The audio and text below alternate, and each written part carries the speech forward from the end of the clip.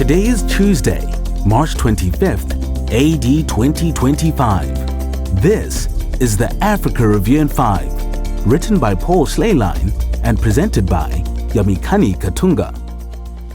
Black tax: how Christians should care for aging parents.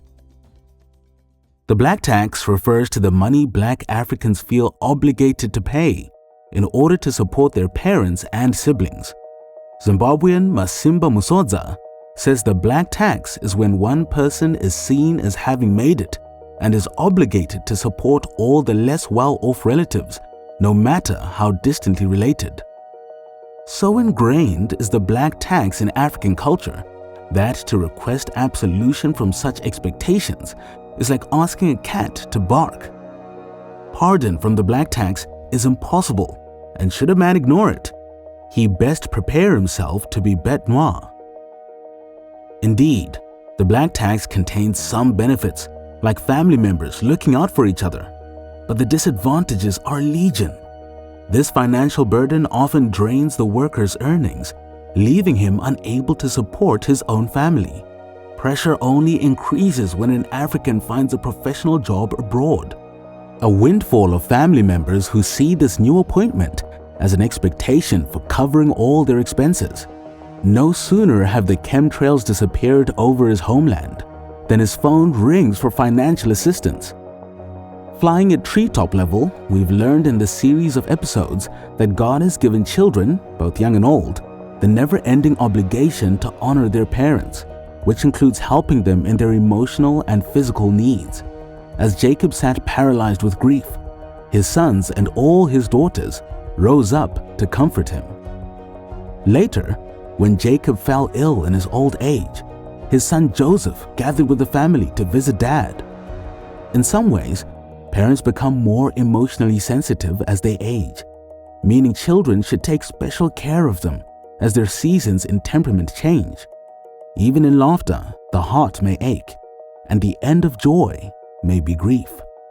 But what does the Bible say about supporting one's parents financially? 2 Corinthians 12 verse 14 states the general rule: children are not obligated to save up for their parents, but parents for their children. Meaning, Johnny shouldn't provide for Dad. Dad should provide for Johnny. On the one hand, this verse chastises the parent who views his grown children as walking ATM cards. It rebukes the father who forces his son into a hated profession simply because it pays a lot. It scolds the mother for insisting her daughter become a high-paying career woman, when all she wants is the status of a stay-at-home mom. The officious parent thinks, without my child's career earnings, who'll finance my car payments? Paul's point is that children shouldn't have to pay their parents' way. On the other hand, Paul isn't teaching that children should withhold necessary support from their parents.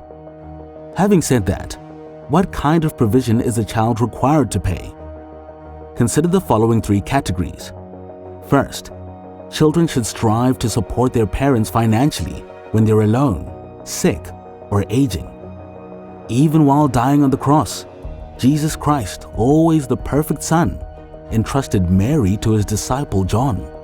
By application, this may mean building a granny flat for a widowed mother or paying the doctor bills for a father with diabetes. Second, children should focus on supporting the needs of their parents according to their ability. Children have no obligation to go into debt over, say, a 50th wedding anniversary party for mom and dad. If money's tight, they should buy them a chocolate cake or show honor by righteous living. Third, children should bury their parents with honor. They must never leave this duty to the state. Freeloaders do that. They shouldn't cremate their bodies either. Pagans do that. Instead, children should honor their parents by administrating, planning, and if need be, paying for their funeral. I don't mean bankrolling an extravagant entombment, complete with shiny hearses, a marching band, skyscraper tombstones, and meals to feed a village.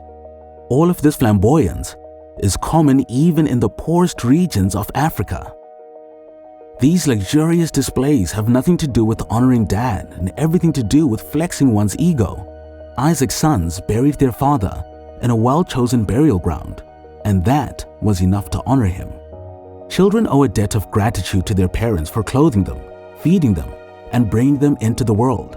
Sadly, there are too many kids that were born on third and think they hit a triple.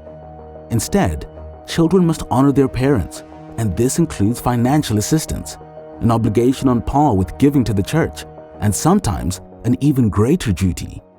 But these issues give rise to imbroglios of ethical dilemmas and "what about this" scenarios. Important questions we'll address in the next episode. And that's it for the Africa Review in 5 on this Tuesday, March 25th in the year of our Lord 2025. Comment with your thoughts on caring for parents financially, and don't forget to subscribe to the Missionary Minds podcast on YouTube, Spotify, or Apple Podcasts. I'm Yamikani Katunga.